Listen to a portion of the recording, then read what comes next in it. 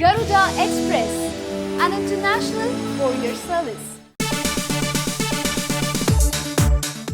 ఎప్పుడూ సరదాగా ఉంటారు దువ్వాడ జగన్నాథం. అందమైన అమ్మాయి వచ్చి ముద్దు పెట్టినా అడ్వాంటేజ్ తీసుకోకుండా సభ్య సమాజానికి ఏం సందేశం ఇద్దామని అంటూ అమాయకంగా మాట్లాడతారు.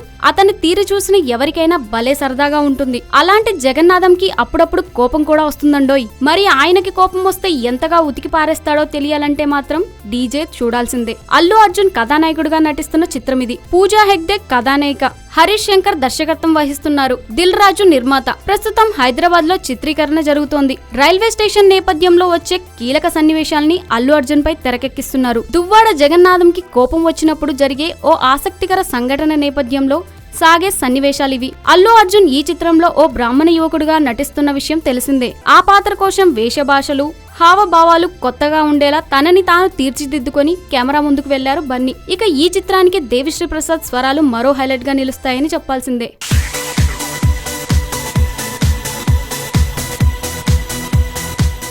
హాయ్ యోయో వ్యూవర్స్, సబ్స్క్రైబ్ చేసేటప్పుడు అక్కడ ఉండే గంట సింబల్ ను ప్రెస్ చేయడం మర్చిపోవద్దు.